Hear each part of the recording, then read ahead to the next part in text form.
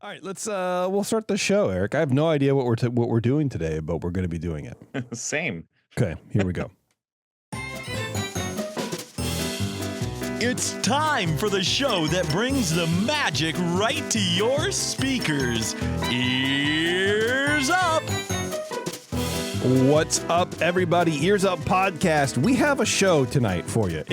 I don't really fully understand what we're doing. I think this is just one of those things where after like 14 years of doing these shows, we decided to be like, you know what we're going to do? We're going to just do whatever we want to do. We're talking about whatever we want to talk about. And something that's cool for everybody involved on this side of the microphones anyway. Which sure is a show. Yeah, it's a show. It has nothing to do with Disney at all. Has nothing to do with Disneyland. I mean, maybe you can make a comparison, and we might get to that point at some point. But if you're looking for like Disney content, that isn't really. We have Disney news, and that's about it. But today on the show, we're doing a special segment of Eric's eating again. But it's a focused segment, and it's about Eric's trip. Can't believe we're doing this. It's about Eric's trip to Casa Bonita in Denver, Colorado, in Colorado territory. And as Eric said, some people consider it the Disneyland of Mexican restaurants. But I don't know who those people are. I think those people are Erik and RGH, and that's about it. Yeah, well, hey, that's two of us. There you go. That's right. I have never been to Casa Bonita. To the people. And we've talked about it on the show several times, and we've never gotten like a really in-depth, breakdown. And so if you don't know about Casa Bonita, you can look it up. It was this I'm sure Erik will talk about it, but basically it was, if you were a South Park fan, you've heard of Casa Bonita. Cartman went to Casa Bonita, and that's where I first heard about it. That's where most people in the world first heard about it. And it's overcome a transformation, and now apparently it's somewhat of a destination. So we're going to talk to Erik about that. I'm curious, super curious to know how Casa Bonita was. And then Erik, where are you right now? I am... Latitude and longitude, please. Exact. I need exact GPS coordinates. Crap. Hang on. Let me look it up.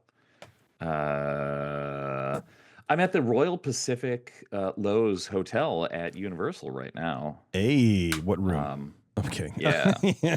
Well, I guess by the time this gets published, no. So you're at Universal. You're going to Disney World soon? Yeah. Yeah, I'm going to be tomorrow. I move over to the Riviera Hotel at Walt Disney World, yeah. But for tonight, I'm still at Universal. Nice, man. So we'll talk to you a little bit about that as well, probably after the break. We got some Disney news. It's going to be a fun show, man. I'm excited about it. All right. As long as you're excited. Sure, man. Well, I know you were up late last night finishing this, and then you had to go have fun today.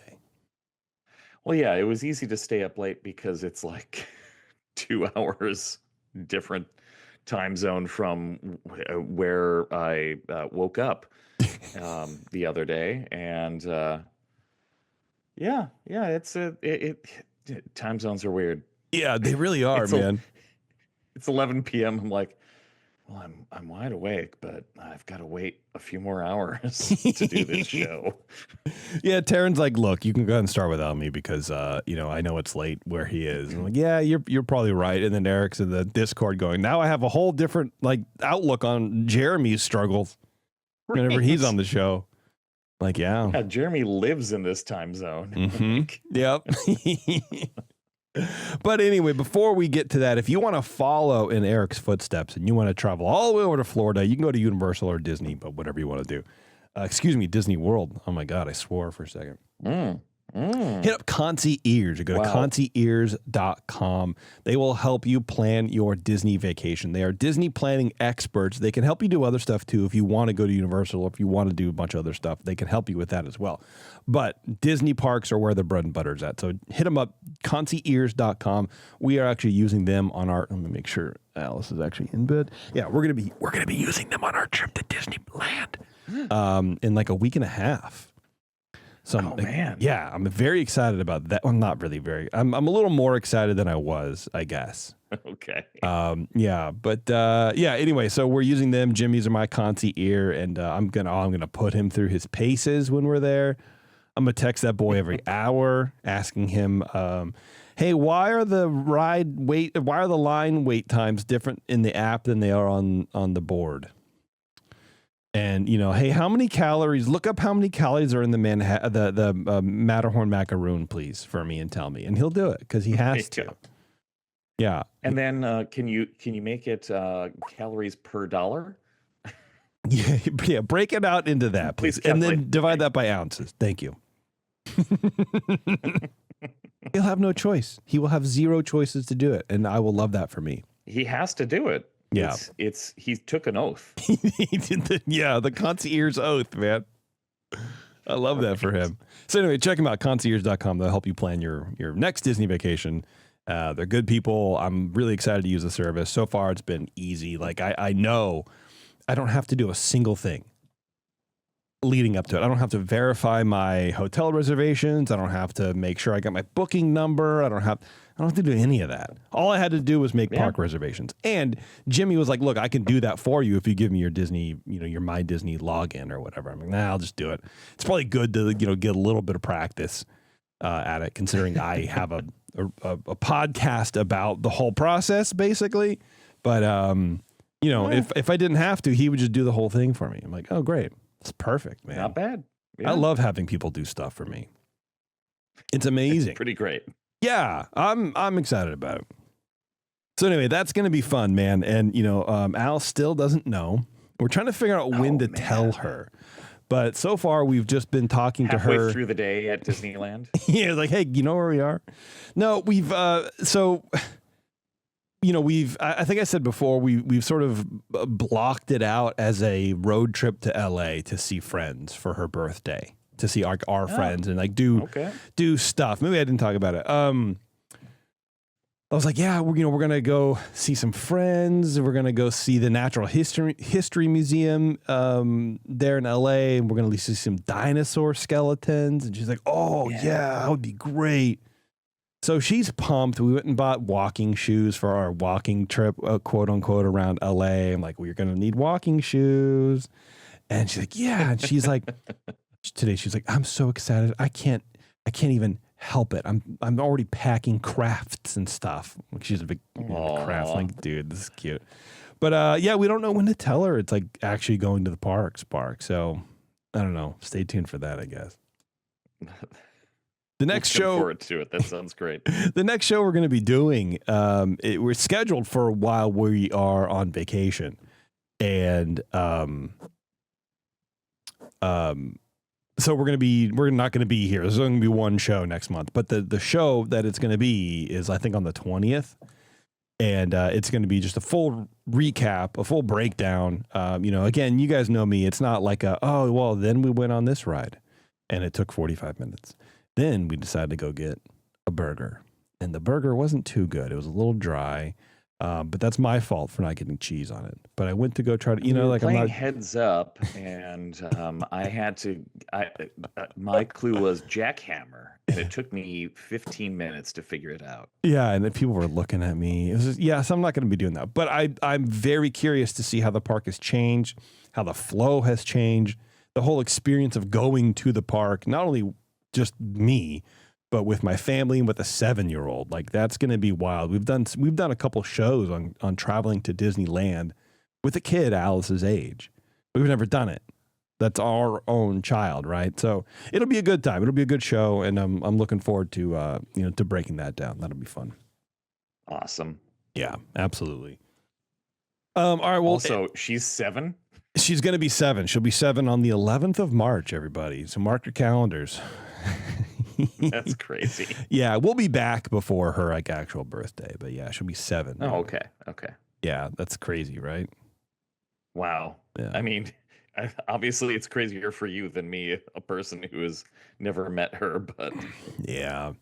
Time flies, man. It's weird having a kid. You're sort of like hyper aware of time ticking away, because you see this thing growing, and it's like in your face that things are the time is advancing, because your child is you maturing and growing. You have all these little benchmarks to hit and whatever.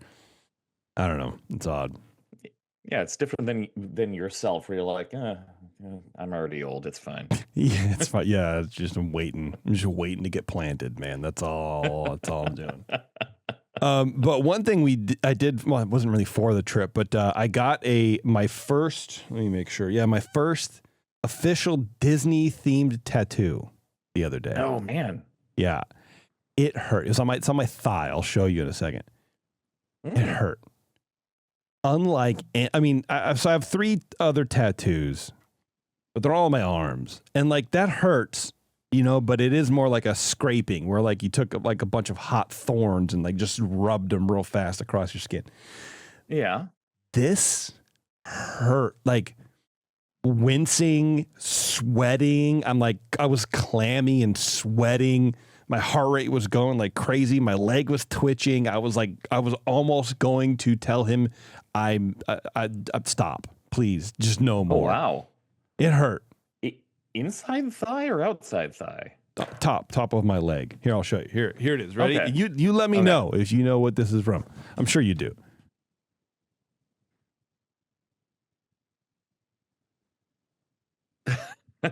Nice. There it is. Oh, that's pretty great. It's pretty good, right? Looks good. That is an excellent Haunted Mansion tattoo. It's good, like right? It a lot. Yeah. So it's one of the faces from the Hallway of Doors, which I've loved, from the portraits, right? I've loved those things forever. Those things are so cool, man, those faces. And so I'm like, it was either this one or the one with the crown on. So this is which, first of all, I didn't know it was a woman until my tattoo artist, Chummy, was like, oh, yeah, what do you want to do? These pearls. I'm like, what are you talking about? He's like, the pearls at the neck, like it's kind of like ends in a frame. And I'm like, oh, dude, it does. I had no idea. Had zero idea. Like, okay, apparently this is a girl. So that, or a woman, some kind of woman. There you go. Yeah. And then, so, but that, if you remember those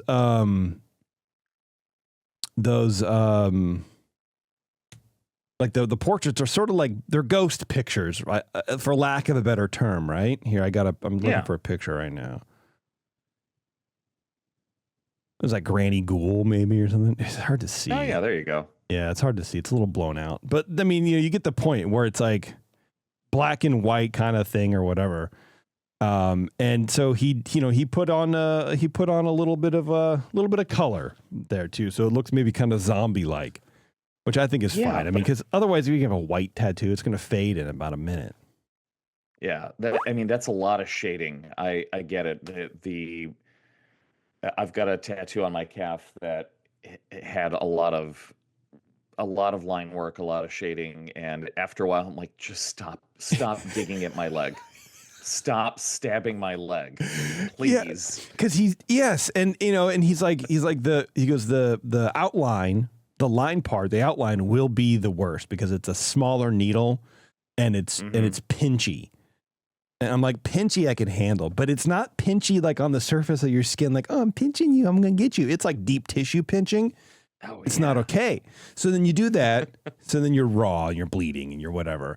And then he does the shading of, the eye around the eye and the chin and, do all the definition, right? Then he goes and does everything else. Then he comes back across it with green. Then he kind of does like an overall yellow. So I had my leg attacked in places 4 times. And I'm just dying, dude. And at the end of it, he goes, oh, I put you through a lot, man. You did really good. And I'm laying there. I'm recording a video of myself just absolutely wincing in pain and sending it to Tara. And I'm like, this is what I'm going through right now. I'll tell you how bad it was. When you guys know me, you know my mask policy. Like, I'm dead set. I had to pull my mask down. Because I couldn't breathe. Because I was breathing hard that my mask wasn't clearing, and so the air was still kind of warm and I'm breathing it in.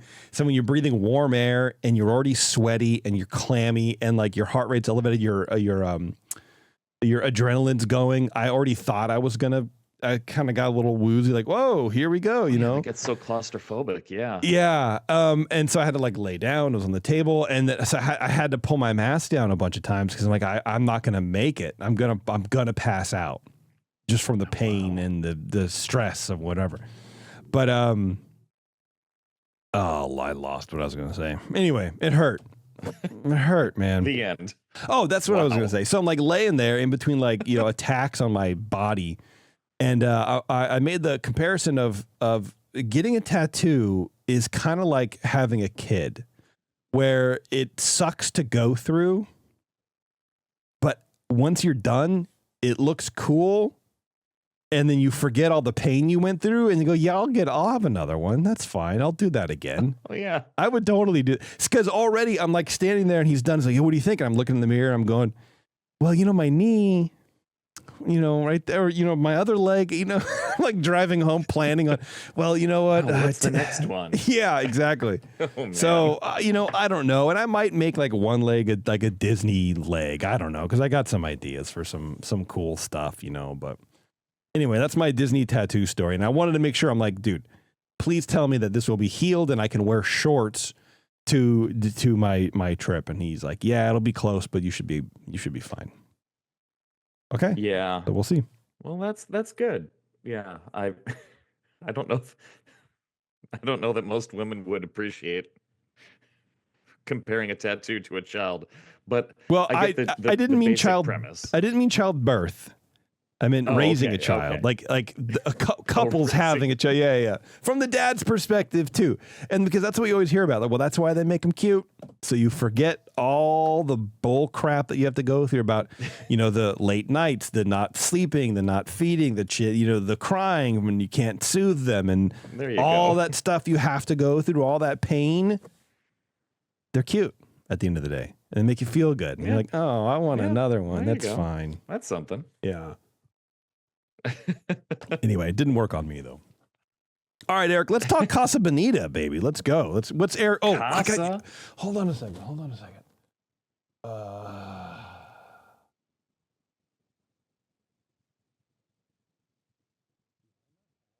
Eric is eating again.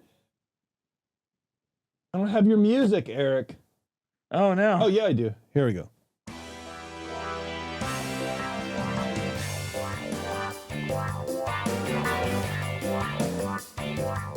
Hey, what's up, Eric? Are you eating again, brother? I sure am. All right, talk to me, man. Where'd you go? As if nobody knows.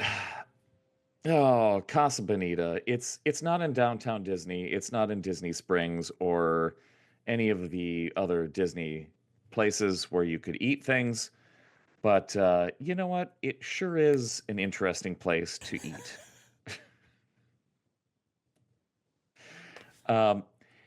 As you said at the top of the show, many people, if you haven't heard anything about, well, if you have heard anything about Casa Bonita, it's because of a South Park episode from 2003. Wow, was that long ago? 2003. God, yes, dude. And that's where I first heard about it, because when my wife and I first came to Colorado for a vacation, so this was a homecoming for her. This was a scouting trip, basically, as I found out later. Okay. When we went to Colorado, we met up with her family. We went to Casa Bonita, and she showed me that episode of South Park because I hadn't seen it. And yeah, everything in that episode is real, 100% real. Really? So we remind everybody, it has there was cliff divers, and then I forget some of the other things. Look it up on YouTube if you haven't seen it. Funny. Yeah, I mean, basically the thrust of the episode is. Kyle wants to have his birthday party at Casa Bonita, which is, I mean, that's a totally real thing that Trey Parker was super into when he was a kid. Mhm. And It's like the Chuck E. Yeah, so he Cheese invite- of Mexican restaurants, but like with yeah, real kind people of. instead of animatronics. Right. Yeah. Okay. I mean, there aren't animatronics there, but yeah. So the episode is funny because Cartman wasn't invited, but then he manages to get himself invited by tricking Butters into thinking that the world is coming to an end. So Butters doesn't Classic. go, and Cartman takes his place. Right. And at the end, um, the reason that you hear so many things about what's going on at Casa Bonita is because when the authorities come to arrest Cartman, he's running through Casa Bonita saying, Black Bart's Cave. Like he's trying to do all of the things Yeah. at Casa Bonita. Right. Um, And those are all like real rapid things. fire. Yeah. Right. To get it all done. And those are all real things. I love that. It's crazy, this place. And it's been crazy for so long. The restaurant was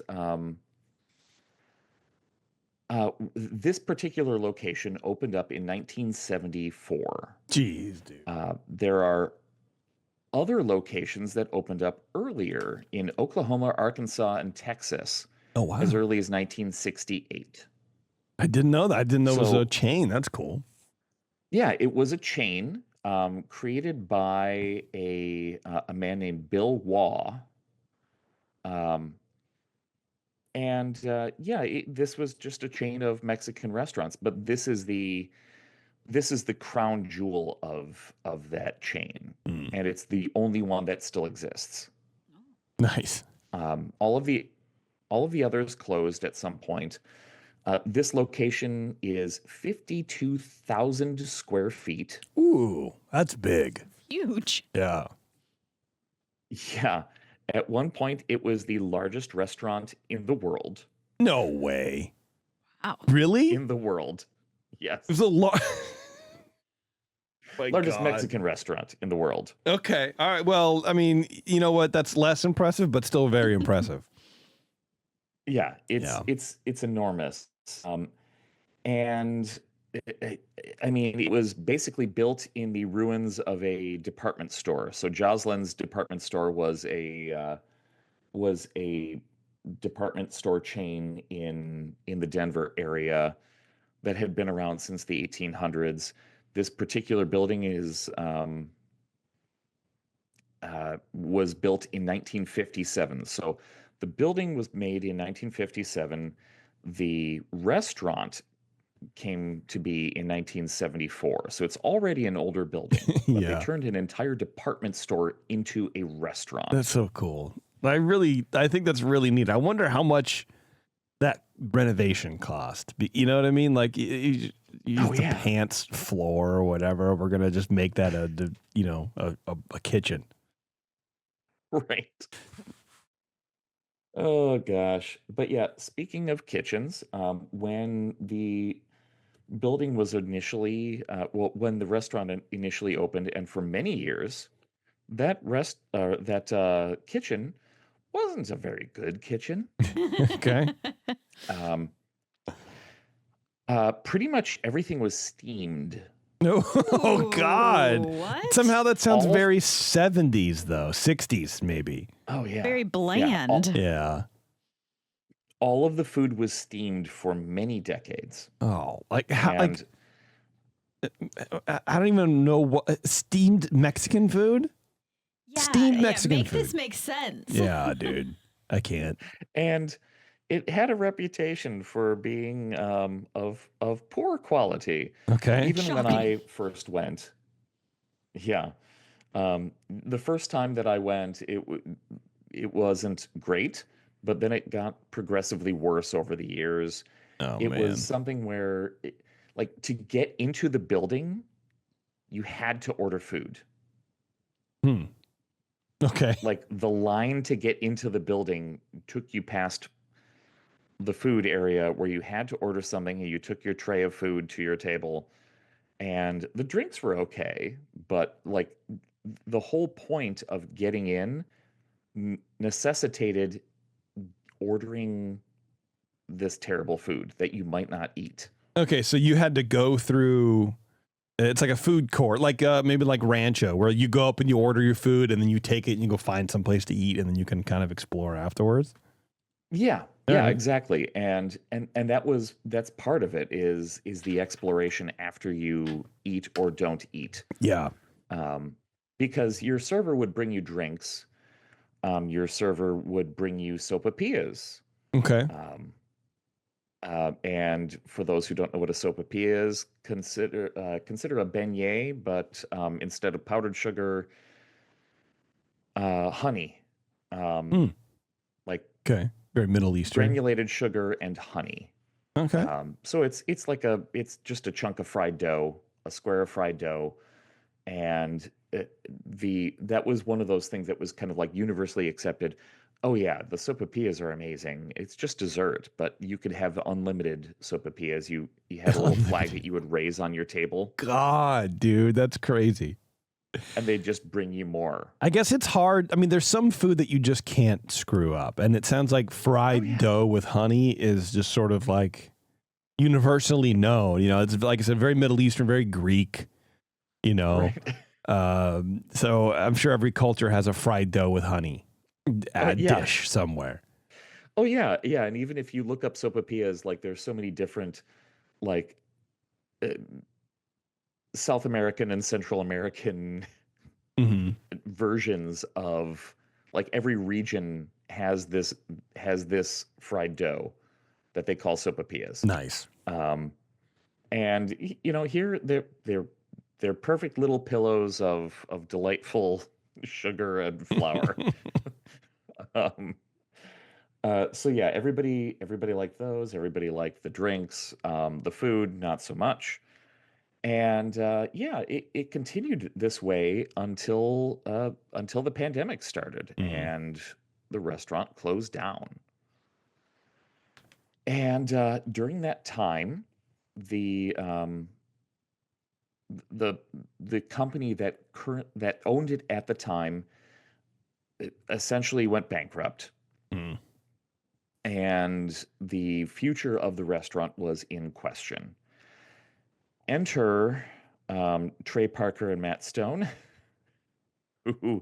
who have just piles of cash from their South Park. You got to look. You got to put it somewhere. Syndication. You know. Oh yeah, yeah. And Trey Parker looked at this as a personal project. And if you want to hear more of like the story of how this place got turned around, there's an excellent documentary called Casa Bonita, Mi Amor on Max. All right. It's excellent. I saw it in the theater. They had it playing in theaters in Denver, and now it's on Max.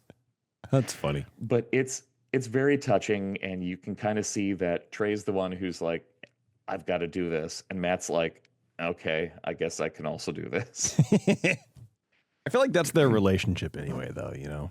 Oh yeah, yeah. It's interesting.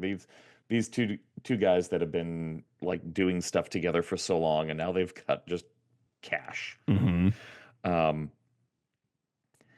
But yeah, like they took this building that had this reputation. It's this massive restaurant, and it has this reputation.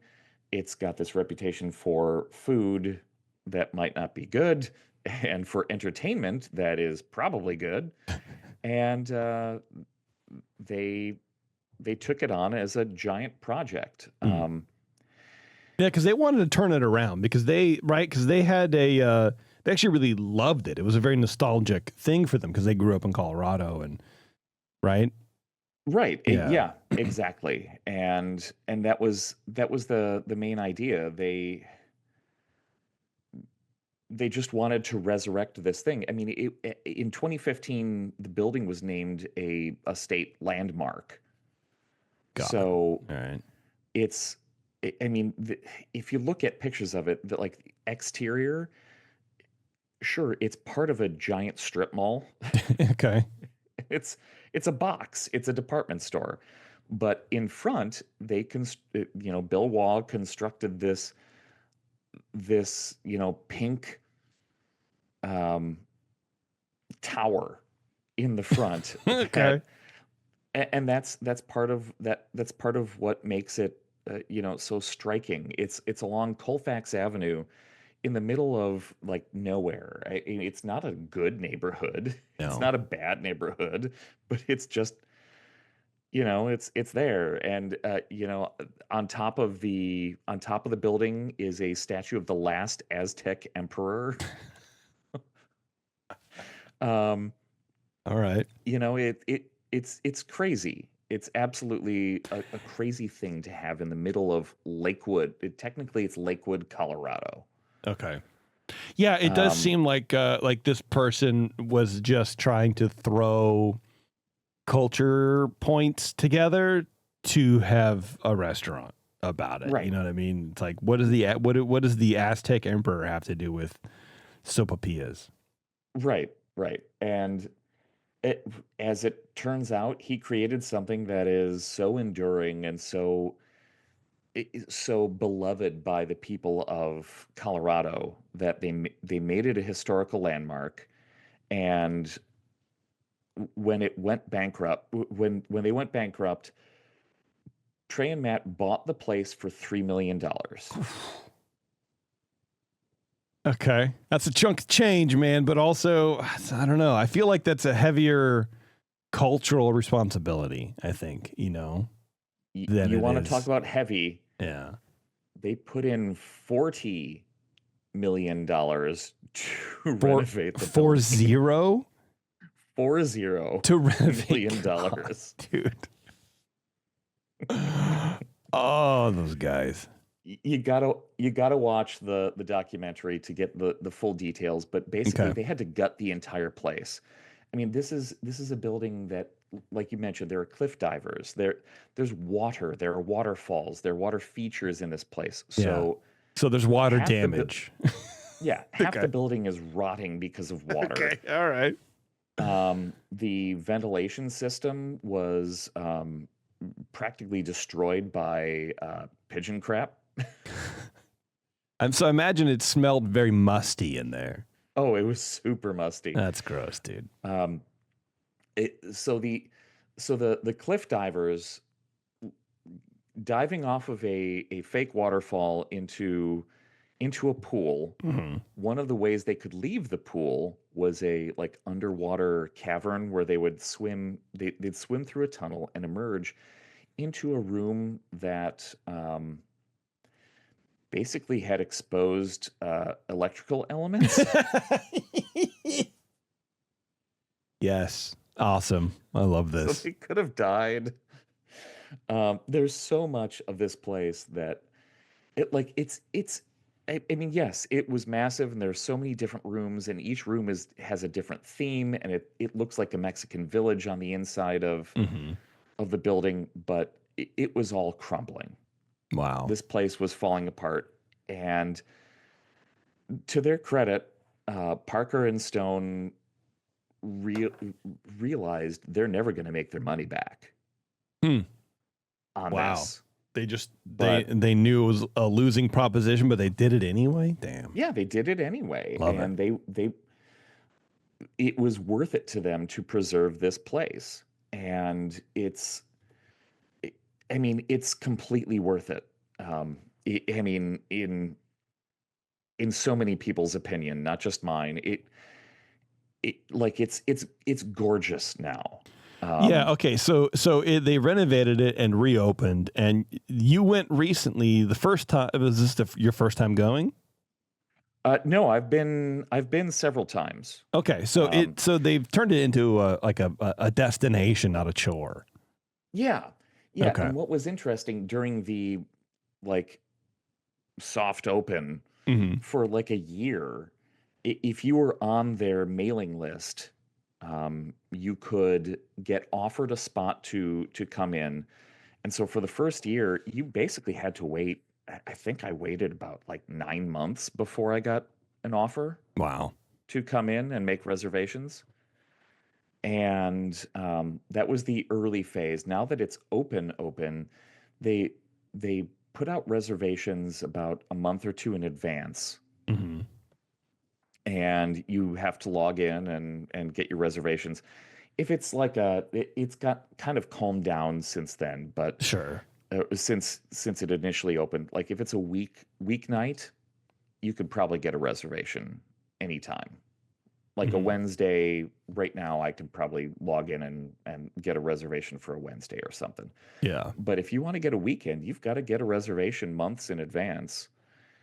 It's still a highly sought after destination, and Well, that's what they've made it. good for them, man. Um, yeah, and it's packed every night. They have people there. Um, they they've changed the um, kind of the dynamic of the serving culture there. All of their servers are paid, um, I think, over $30 an hour. Like Wow. uh, they're not paid minimum wage like most servers. There's no tipping. Um, Nice. the intent is to pay people a good living wage, and yeah, and create a completely new culture in the area as far as a restaurant is concerned. That's So cool. I like that.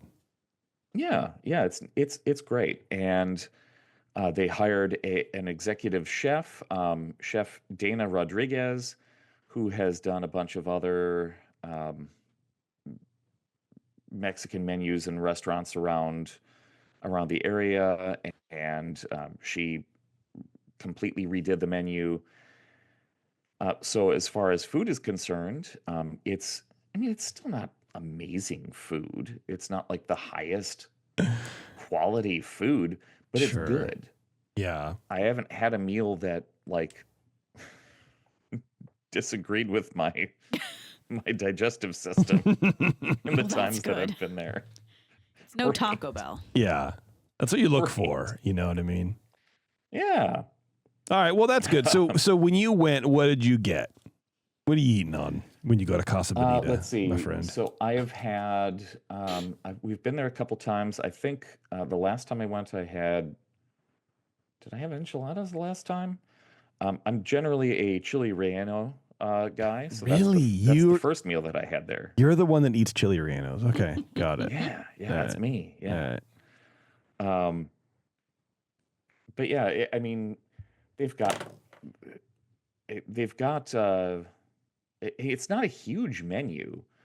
Um, let's see. So they've got cheese and chicken enchiladas, burrito, taco salad, nachos, tacos. Sounds like a food truck. Yeah, I mean it's general Mexican food, but they don't have they don't really put a ton of stuff out there Yeah. for kids. They've got chicken tenders and burgers if you want.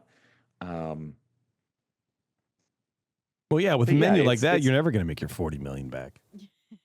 You know? I mean, got to spice it up a little bit. How's the renovation as far as like what they've done to the place? Is it I imagine it looks a lot better.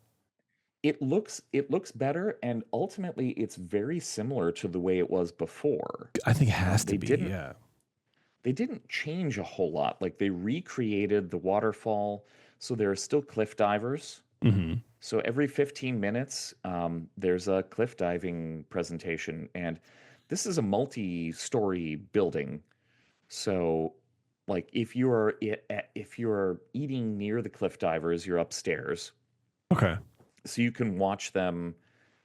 It's like people that they do a little bit of a show, and they kind of like show off a little bit and do these fun dives down.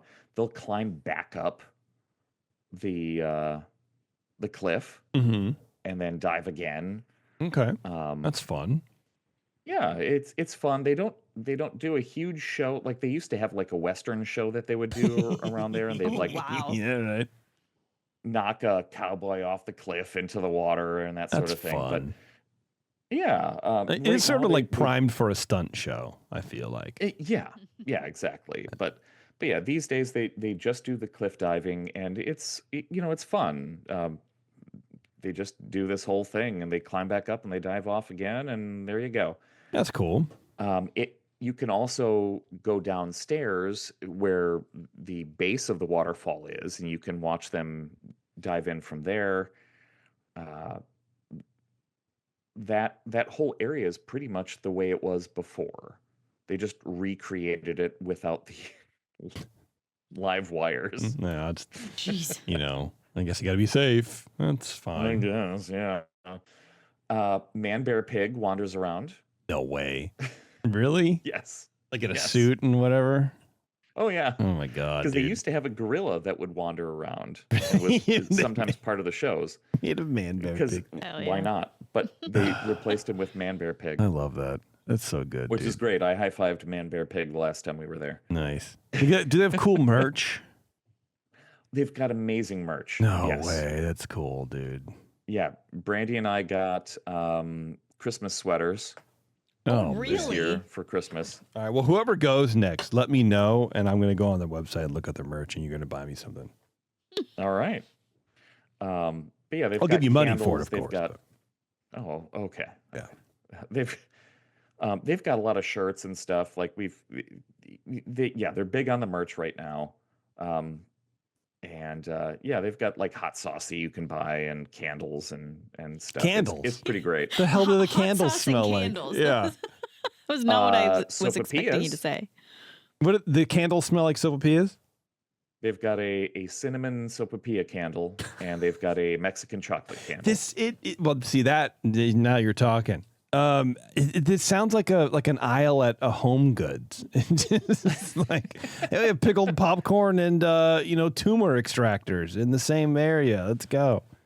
There you go. That's weird, man. But yeah, so let's run down the entertainment there. So the cliff divers, it's a 30-foot leap into the water. Okay. There are strolling mariachi bands. There's also a mariachi stage that you can catch people at. There's a puppet theater. The puppet Okay. show is It's just Team America, World Police. it's reminiscent. I mean, Okay. every voice in the place is Trey. Oh man. So you hear things like, "Are you ready for the puppet show? You should be. I love that. Head down to the puppet theater and see our next show." But yeah, the puppet show is led by a taco. Of course. That makes sense. Yeah. There is a burrito that comes down on a swing, very reminiscent of Country Bear Jamboree. No way. That's so cool, dude. It's totally Country Bear. Wow. One of the characters is a plate of the old food, which just looks like slop. Oh, I do have your pictures for this show. I just checked my Okay. email and I got them finally. Oh, there you go. Okay, I did send them. See, properly. it's very South Park. Like, one of the characters is the thing the way it used to be. Right. That's funny. Yeah, it's amazing. The puppet show is great. You're not allowed to record it. I'm sure there are Really? people that have. That's too bad. Yeah, with those new Meta glasses, you never know Oh, now. jeez. Right. Yeah. But yeah, the old food is very sad. But it's a fun show. So I'm looking at the pictures. It is very. It looks a lot like the Mexico Pavilion in Epcot. That kind of is- thing. Yeah. It's lit really well. It's almost like a tiki bar. Mexican Pavilion, just Yeah, like it's in one the of- way that it's lit, like those kind of colors, like those almost neon purples and greens and stuff like that. Yeah, and it's a Mexican village at night, indoors, but outdoors. That type of setup, and each room is different. See, It's super great. I'm looking at this now, and I guess it looks like maybe the merch. I don't know what it is, but there's a bunch of tile. It looks kind of weird, and then you just have that acoustic tiling, and for the ceiling. It's so chaotic. Oh yeah, yeah. I mean, yeah. Still, the ceiling is going to be, but they've got fiber optics in the ceiling, so it looks like stars. Okay. I saw that. Oh, Um, I'm getting the vibe. Yeah, Dude.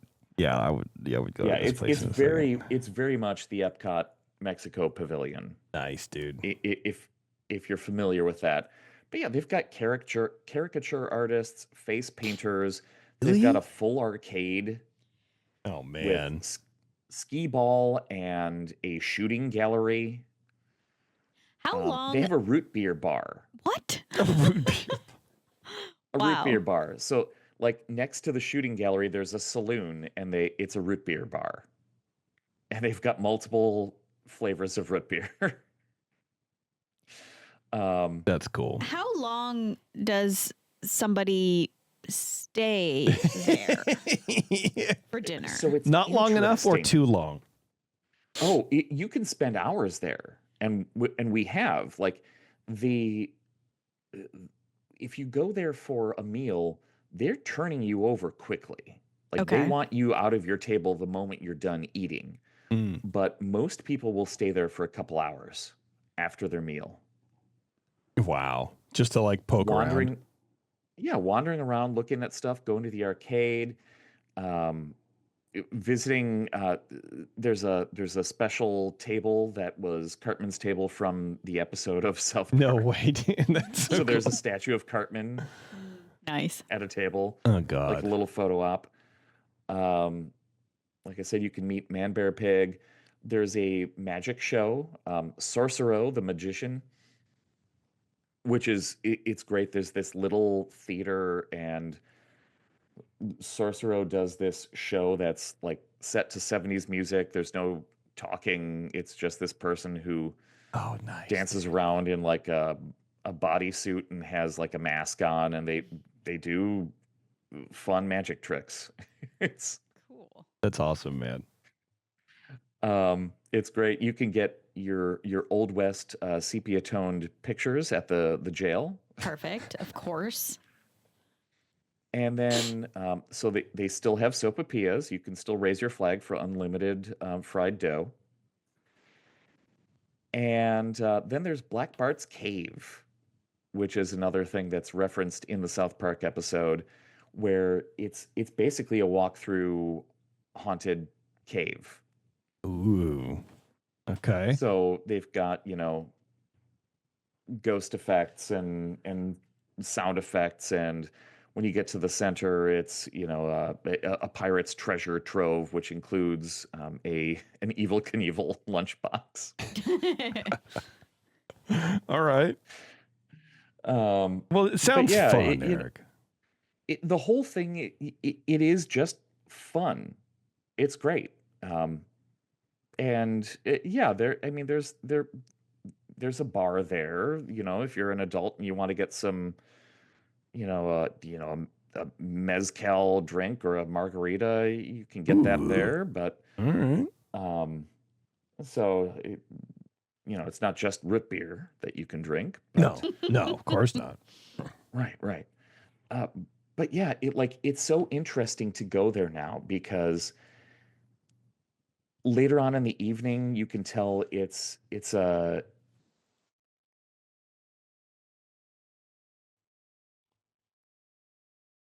I like couldn't tell if he was like frozen or he was just pausing. Yeah.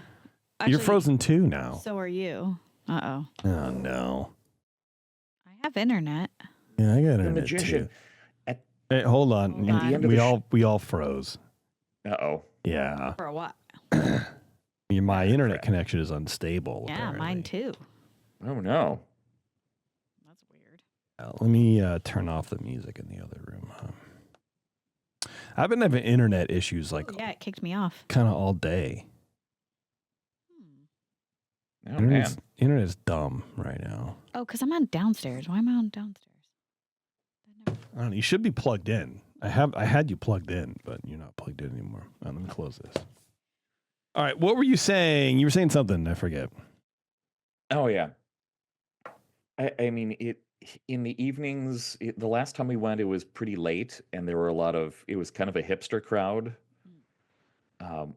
which is still fun. Like, there's a bunch of adults going to see like a kids magic show, but it's great. Like, we went with one of our friends who brought their kids, and our our young Master Lucas said, "You guys, you got to come see the magic show. You get candy at the end of the show." So it's like, kids are into it, adults are into it. It's such a great thing Nice. to be there now. It's and the food is tolerable. It's no longer like a joke to go to this place. It's like a legitimately good time That's Good. good. That's awesome. at Casa Bonita. All right. Yeah, Well, that sounds fun. Yeah. Excellent. it's super fun. It's still a giant restaurant. There are so many different rooms to wander around and see. They've got live music everywhere. Sounds like a Highly blast. recommended if you're in the Denver area. Yeah, there you go. If you're missing a little bit of Disney magic, you can get some South Park magic. There you go. And that's- It's almost the same. That's what Erik is eating today, everybody. I love it. It sounds fun. I would definitely want to go.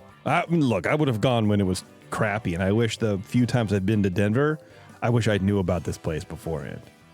I didn't.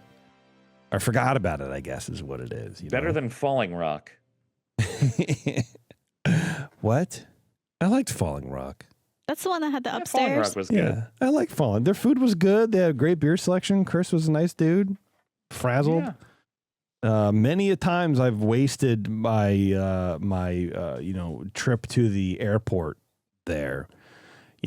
When you're leaving the Great American Beer Fest, and you want to fly out in the afternoon, but you got to check out at 10. What else are you going to do but go to Falling Rock and sleep on their big sofas and then wake up and have a beer and go back to sleep? That's what you Oh, there do. you go. Yeah. All right, everybody. We are going to take a quick break. We're going to come back. I want to hear what Erik is doing in Universal. I want to hear how Universal's doing. I haven't been there in a bit, and then we'll do some Disney news, and we'll get out of here. So hang on, everyone. It's Ears Up. We'll be right back. Back to Ears Up, where the opinions never stop. Ever. All right, everybody. Thanks for hanging on. We are back. We're still talking to Erik, everybody. We've managed to wrangle him, let him stay over. It's now midnight. We're holding him over to the next day. But he's going to tell us about his trip to Universal. Because I'm curious. We haven't been to Universal in a long time. And as everybody knows, we're going to go to Disneyland in a couple weeks. So I'm curious to see, as somebody who travels the parks a lot, Erik, how is it going to Universal? What does Universal have that Disney doesn't have? And how can we get that magic? Something, I don't know. It's interesting. So staying at a hotel near Universal, one of the Lowe's hotels. Yeah. I'm at the Royal Pacific Lowe's. It's got kind of a Disneyland flavor. The hotel? No, well, just the resort, because you can. Okay. It's so walkable. I can walk to both Universal parks. I could take a boat to the Universal parks as well. There we go. Okay. That's pretty great. Yeah. But yeah, like, it's all so close. Like, it's so different from Walt Disney World, where nothing is close to anything. Yeah, right. Right. So it's a little more accessible. Easily accessible, I guess. It's super accessible. Like, a short walk, and I'm at like CityWalk, which is their Disney Springs, downtown Disney. Mm-hmm. Yeah. And like, there's just a whole bunch of food. There's, there are bars, there are places to go. And during the day, like, it's just, you go through CityWalk and you're at the parks. Yeah, I remember thinking that CityWalk was a little better laid out than Disney Springs. Like, the walkways were a little wider, but it didn't seem like it was too spacious. It was just kind of like the right amount of space in between between the places to go and whatever. You know what I mean? Like it didn't seem too congested. Disney Springs to me, when we went, this is 2015 or whatever. It seemed really congested. You had to like walk. You go straight and you go 90 degrees and you go to 45. Then because you have to go like around these planters to then continue on. It's like, what am I doing? What is this? Oh yeah. Yeah, and I mean, it kind of is. I mean, the main thoroughfare is designed for you leave the parking garage, you walk into the parks. You leave the parks, you walk back to the parking garage. You don't have to like really spend any time in CityWalk. Yeah. It's still just a place you pass through to get to buses or your car or whatever. But this is the first time I've ever really like spent time in CityWalk, walking around. Like there's an upper level that I kind of saw before, but I never really explored. And like, oh wow, there are cool places around here. And yeah, I mean, it's as far as like transport is concerned, big walkways. It's designed to just like get you in and out. Yeah. But if you want to spend time here, Universal at this time of year closes at like 7 or 8 o'clock. Oh, wow. Early. Really? Like, the parks so early. Yeah. One of the parks closes at 7, the other park closes at 8, and it like alternates. Jeez. And it's so weird. I'm like, well, what do I do now? But Yeah. like CityWalk is right there. Okay. It seems weird and, that like, that Universal Studios would close that early.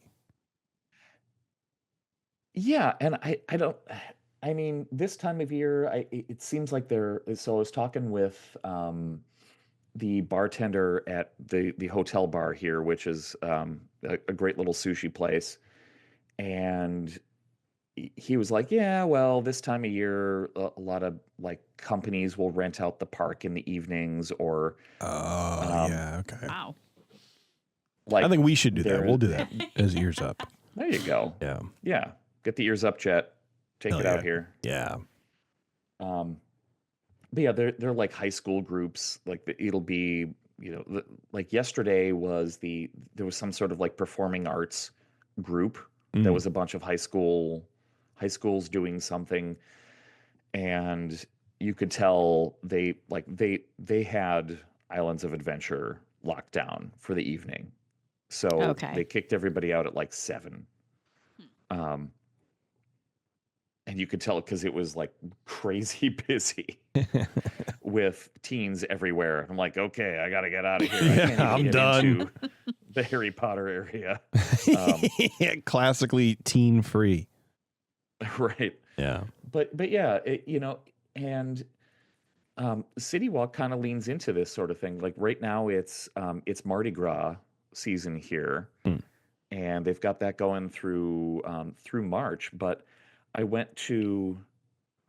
stumbled into a speakeasy last night. How fun. How? You go Right. through like the janitor's closet, and then you're like, "Hey, wait a minute! This bottle of bleach is a lever." It opened a door. I had to it was flush so weird. myself So, down this toilet. I'm like exploring CityWalk last night, and I went to the bar that is it's modeled after a bar that is in New Orleans. Okay. So like it's Mardi Gras time, and this is like a dueling piano bar. I'm like, oh, let's go see the dueling piano bar. And I couldn't get into the dueling piano portion because all the tables were full. Sure. So I went over there was a spot open at the bar, which is on the other side of the building. And I went up and I said, can I get a Sazerac? And they said, well, we don't make a Sazerac here, but they do upstairs. Oh. Okay. Kind of Like- whispered to you.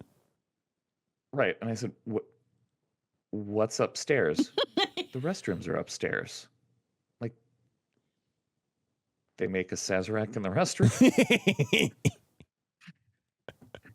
And the bartender's like, here. And she gives me this wristband. And she's like, wait, you know about this, right? And I said, no, I have no idea what you're talking about. And she's like, oh, there's a speakeasy upstairs. Here's the password. And the password was Sazerac, and you just stumbled into it. No, that's Well, the cool. password is Storms Brewing. Okay. And All right. and she's like, just go upstairs, walk past the restrooms, and there'll be somebody there. Give her the password, and she'll let you into the speakeasy. I like how she and it gave you the was this- wristband before asking if you knew what it was about. She's like, yeah, Right, you know about right, this, like- right? Here you go. What the hell? And it was amazing when I got in there. There were 6 people in this room, Oh, man. Oh, wow. That's the best. and there's a woman in like flapper garb who's Mhm. playing the piano. And there's just this little bar that's like fully stocked, and they made me a Sazerac, and I could get like truffle popcorn, and I could get Oh, like Spanish almonds and olives and God. How fun. I was talking to the bartenders there. I'm like, what the heck is this? And they're like, oh, this is just something that we put together for Mardi Gras. This is the first time we've done it. It's been open for like 2 weeks. Oh, wow. How And, like, cool. is it always this like selective? And he's like, well, yeah, like we're on the weekends, it does tend to get a little more busy in here. Like there still weren't very many tables. Mhm. By the time I left, I think there were like 15 people in the room. Jeez. And he's like, yeah, our director stopped by to talk to the management of the bar, and they're like, we really like this. You need to do this all the time. So this Wow. is something that they're gonna like kind of blow up more. But it was super fun, like just That's cool. stumbling into this thing. Like I had no idea that this was going on. Well, and it's But yeah, like that's it's pretty interesting because, you know, when you're in that area, if you're in like a CityWalk or in some sort of theme park, you don't really expect to be surprised with something like that. Yeah, for sure. You know, because it's controlled, and it's, you know, everything as you would imagine is thought up and corporate and tested and, you know, themed to whatever. And you know what I mean? There's a sanitary layer over it. You're like, okay, this is definitely dreamed up in a boardroom somewhere, but it sounds like you just found some organic, you know, event, and people were just trying different stuff. And you don't really see that in spaces like that anymore at all. Yeah, I guess. absolutely. It was so shocking to be in this place and go, like you said, you don't expect something surprising to happen there. Yeah. Yeah. Like I was looking forward to a dueling piano bar, which course. is That's all you wanted. interesting. Yeah. Yeah, it's interesting in its own right, but then I had this relaxing experience where I'm just sitting on like a couch watching a woman play the piano. That's actually really like cool. playing classic show tunes, and like it was this like they'd open the doors, like the balcony, because it like this place kind of looks like Bourbon Street, where you've got like the upper level and you've got the balcony with little tables. And whenever they'd open up the door to the outside upstairs, you'd hear like thum, thum, thum, thum, thum. Like, Just the bass music from that's whatever's going playing. on. Yeah. right, the music that's playing upstairs at CityWalk, but like they'd close the door and it's just like this woman playing "Would You" from Singing in the Rain. And like, That's funny. this is amazing. That's cool, man. But yeah, in general, Universal is great. They've got, I mean, obviously they have. We'll talk about it on the. I'll shoehorn in a few episodes on this someday. But Okay. like the Harry Potter stuff is fantastic. Oh yeah, yeah. You can't beat it. You can't beat it. Amazing. Yeah, and they've got Diagon Alley, which isn't in Hollywood. Mm-hmm. It's even better than the original like Hogsmeade area that's at both parks. Agreed. And then they've got like, I mean, they still have things like E.T., the E.T. adventure here, which I rode on today, and I haven't been on it since I was a kid. I'm like, oh, this is so great. It's just this nostalgic dark ride.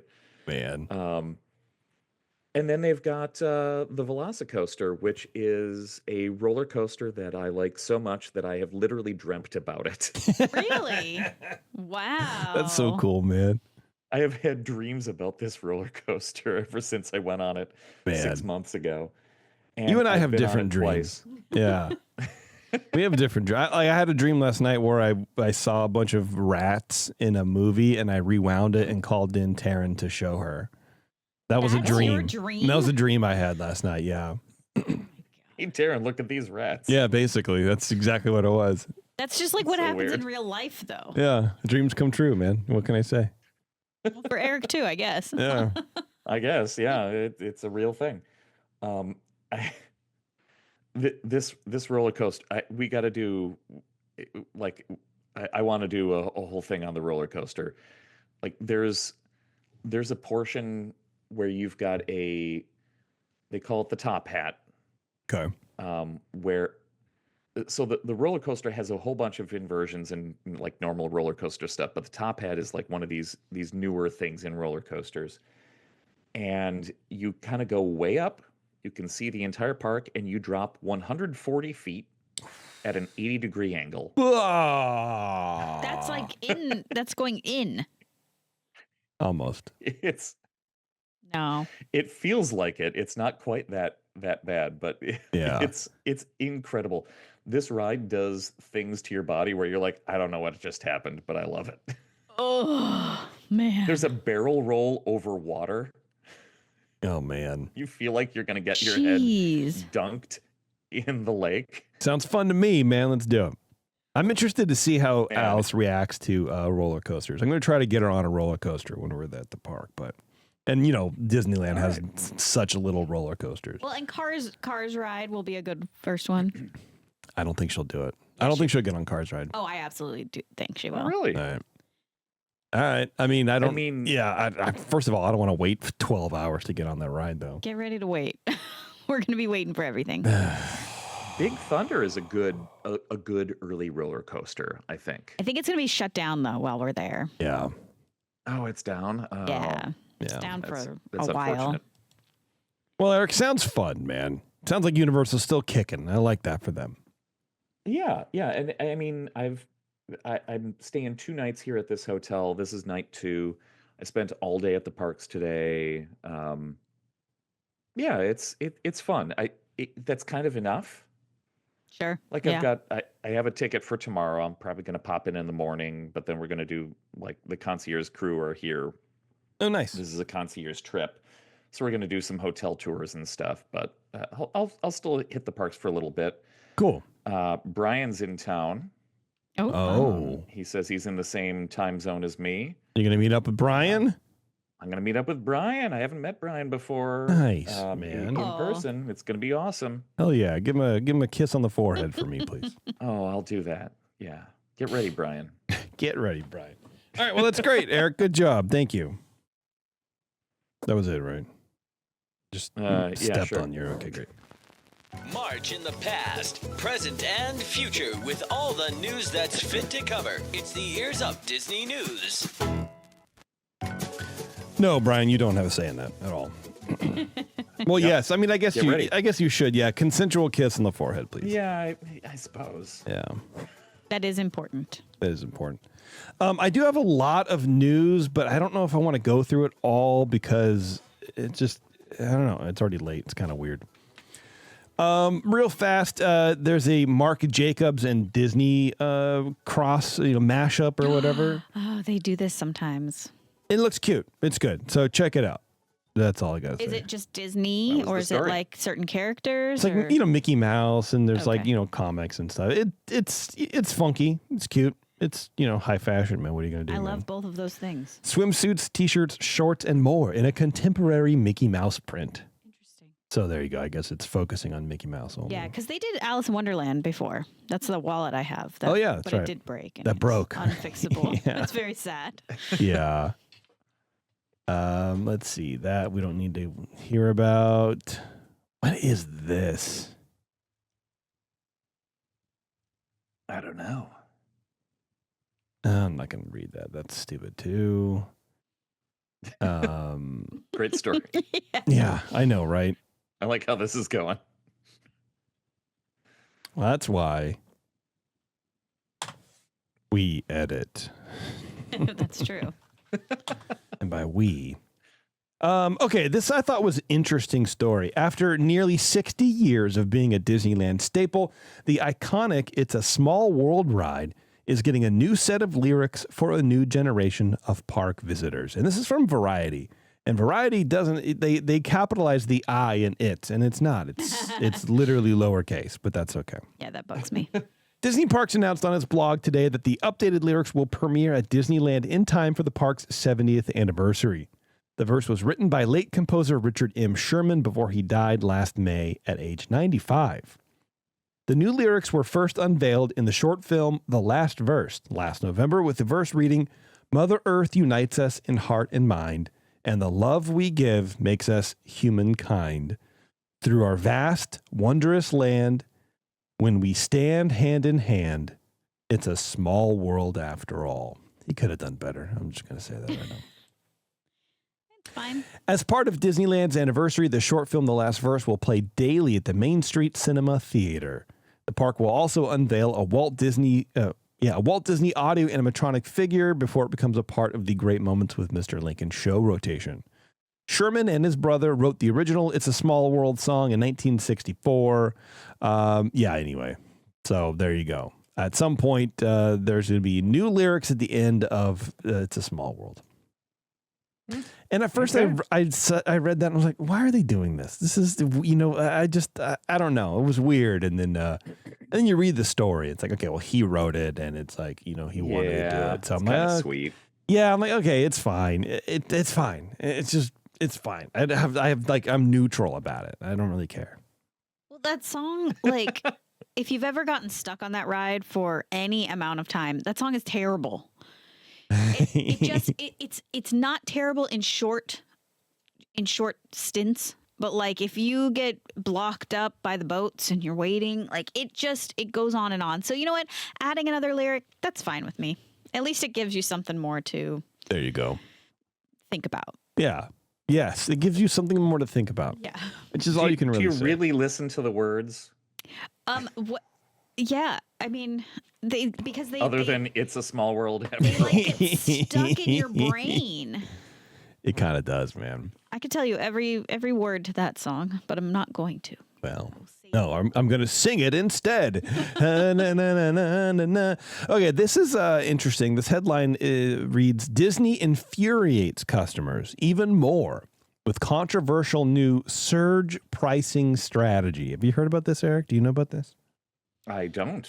I thought this was what they were already doing.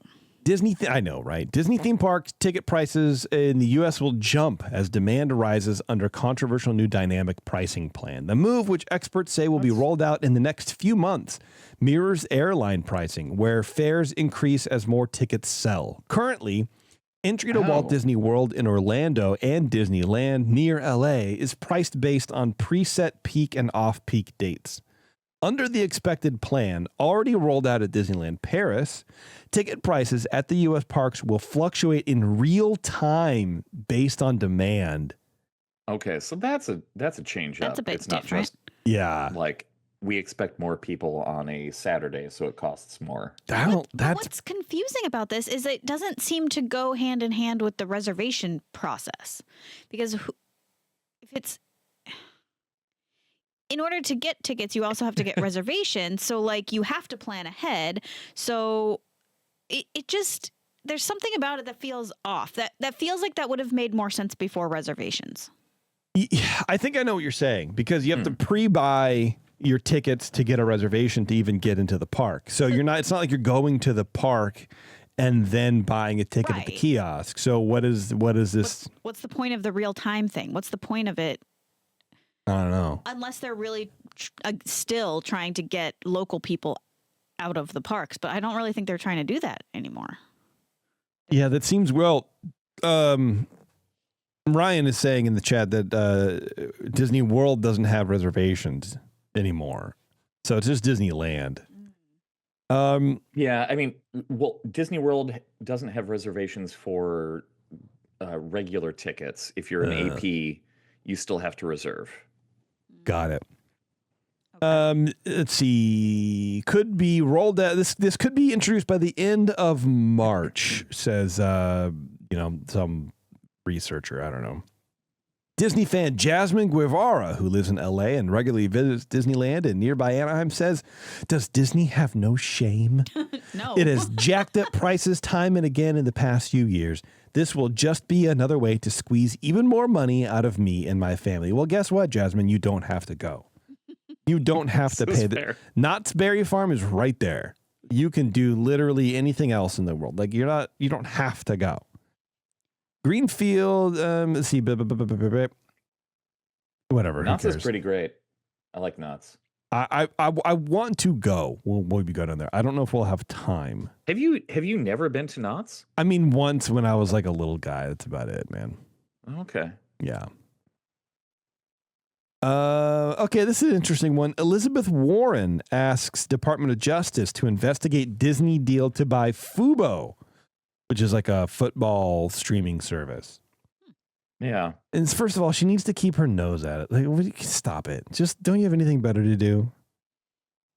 I mean, maybe she doesn't. I don't know. Go trade stocks or something. Elizabeth Warren is asking the Department of Justice to investigate and potentially block Disney's surprise deal to buy the streaming service Fubo, arguing that it raises notable antitrust concerns. The Democrat senator wrote a letter on February 19th to the acting assistant attorney general, asking the agency to look into the January 6th deal that, if it closes, would have Disney merge its Hulu Plus live TV business with rival Fubo to create a new holding company of which Disney would own 70%. The merger ended Fubo's legal fight against Disney, Fox Corp, and Warner Brothers Discovery over the company's now scrapped plans to create a Fubo rival titled Venue that would have been a streaming home for major league sports, whatever, blah, blah, blah. Warner's letter argues that Disney looked to buy Fubo after facing legal roadblocks to creating its own joint venture sports service. Quote, "It's notable that as recently as the beginning of January, Disney and Fubo were litigation adversaries, with Fubo citing a characterization of Disney as, quote, the final boss you must defeat after beating out all other media companies." Warren wrote, "By acquiring Fubo, Disney's dominance would be even stronger." I mean, she's not wrong, and that does sound very shady, and it sounds like very businessy, transaction-y. But also, I agree with you that there are bigger fish to fry right now. Yeah. Miss Warren. Yeah. She's great, but let's spend time somewhere else, please. The DOJ has kind of a lot on their plate. No, actually, no, they don't, because they're being gutted. But yeah, exactly. Great. What's the DOJ? Yeah.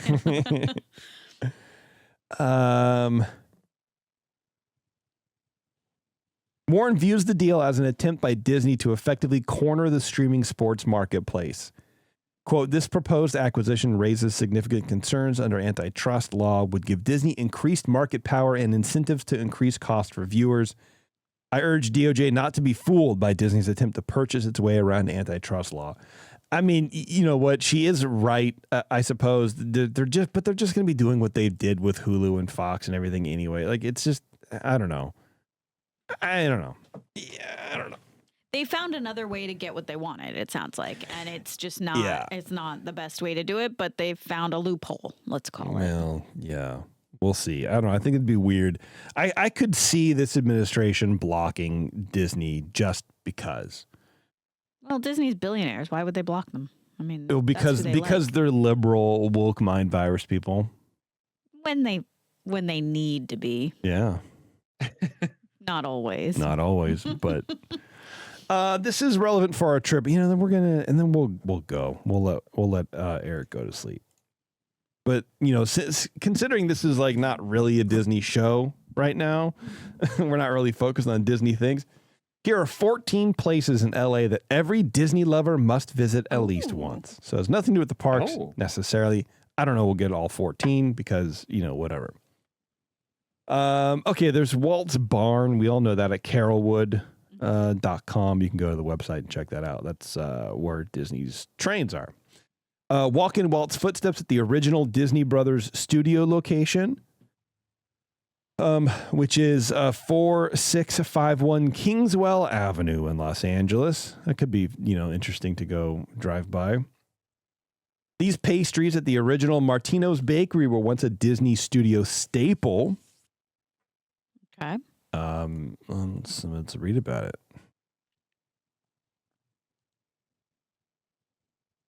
Okay. Well, cool. That's not working. Is it a chili-based, chili and Scotch-based chili and pastry? Scotch, yeah, with nice Scotch icing. Apparently, Burbank has this baker called the Original Martino's Bakery, which dates back to 1926. And that's at 335 North Victory Boulevard in Burbank. Maybe we should go visit that. Go to martinosbakery.com and you can check more about the thing right there. You can visit the real tree that inspired the lush Adventureland treehouse. This is interesting. It's on 400 Northwest Street in Anaheim. It's a real Morton Bay fig tree located about 2 miles from Disneyland. Okay. And there's a picture of it. It looks, basically, I buy it, Big old tree. Yeah. Okay. Dine at Tam O'Shanter, one of Walt's favorite restaurants. That's in Los Feliz Boulevard in Los Angeles. I'd love to go there. Yeah, I know, right? I really want, this is stupid because I know we're not going to, but I really want to go to, oh God, what's that steak place that Bosch eats at all the time? Oh, I forget what it's called, but I know what you're talking about. Musso and Frank's. Oh. And Frank. Yeah. Okay. God, I pulled that one out. Man, the synapses are going, baby. Let's go. Let's see. That one's done. Revel in the Disneyland creation myth at the Griffith Park merry-go-round. Yeah, okay, whatever.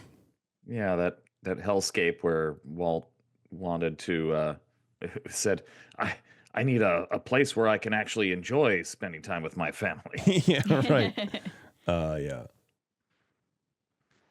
Ooh, marvel at a hidden mural by influential Disney artist Mary Blair at 100 Stein Plaza in Los Angeles. Apparently it's a UCLA Health. I'm clicking the read all to read about what they're talking about, and it's not working. So anyway, that was it. Just some stuff to go check out. That's cool. Actually, a few of those I was trying to in real time, just like Disney, look these up, and a lot of them are very close to where we're staying. Sounds good to me. All right, let's get out of here, everybody. Hope you enjoyed this What is Eric's Eating's special. Oh, yeah. Very special reporting from Erik live from Orlando, Florida. Hey, I've got things to say about different shows. Yes, please do. Tell me what's going on. Let me turn this down. Tell me what's going on. Erik, why don't you go ahead and punch it? Tell us what's going on, please. Nice. Buena Vista Boys, have you done anything since the Tiger Walks? No, Tiger Walks was our very last. Wait. Yeah, that was that our last episode? Was that our season finale? I think so. You did the Christmas one and then that. Okay, yeah. So Tiger Walks was our very last one, but Matt and I have been planning. We have our list of 10 films that we're going to be watching for season 2. There will definitely be a season 2. Okay, excellent. Well, looking forward to that. Scraping the Vault is going to someday soon come out with Hot Frosty. Okay. Their review of the classic Netflix film Hot Frosty. Can't wait for that. I don't know a whole lot about that, but we'll see how it goes. The Supreme Resort, we just put out yesterday? What day is today? 20. Gosh, 2 days ago. We put out our part 2 of Hall of Presidents versus Lincoln at Disneyland. All right. Yeah, so see which patriotic thing comes out on top, if anything. Hell yeah. The Bantha Boys over at Bantha Milk Podcast, they have a new episode around the Dejeric table, which is their kind of roundtable discussion show. I haven't listened to it yet because it came out yesterday, but I'm sure it's a good amount of fun. And the PuniPod folks, they just put out their review of the entirety of Phase 3 of the Marvel Cinematic Universe. Wow. That's going to be a big one. They always kind of come back and do a whole review of things. And they're probably, as I understand it, going to spend some time doing silly things like reviewing non-Marvel movies like Fast and the Furious 3. I think is what Ryan won in his bet with David. Okay. So sounds good. Yeah. And that's the other shows on the network. I love it. Nice. I love it. All right. Well, Ryan confirms Tokyo Drift. Now we're going to get out of here, everybody. Thank you very much for tuning into this show. I do appreciate it.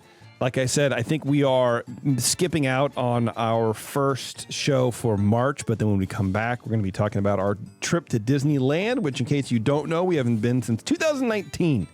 And I'm excited about, I'm excited to talk to you about it. And that's about the level of excitement I can get to. I'm excited to see friends of mine and stay at the Disneyland Hotel. And that's, everything else will just be a blur of waiting in line, staring at the back of someone else's head, and crying internally while smiling at my child. And eating a Matterhorn macaroon. Under your breath. Yes, right. Well, that's the beauty about wearing masks is you can talk to yourself and you can mutter and you don't have to worry about what other people might be thinking about you. I do it all the time in the store. Like when I'm just walking around, and I realize, oh my God, I'm muttering. I go, yeah, it's fine. It's kind of like a tent. Nobody where, knows. People can still hear you. Yeah, well, but I do it quietly enough. Okay, it's well, fine. Yeah, I'm a mutterer. I'm a good mutterer. You don't even know. All right, everyone. Thanks a lot for tuning in. I appreciate it. If you want to learn more about the shows and everything we do here, go to EarzUp-podcast.com. Check it out. Links to our merchandise, which I think I just put on all our T-shirts for sale on Etsy or whatever. So check it out. Anyway, thanks a lot, guys. And until next time, we'll see you in the parks. Oh, also, if you're going to be in Disneyland, when are we going? The 4th and 5th. 4th and 5th. Yeah, look for us, man. Come say hi. Yeah, that's all. Bye. Hooray.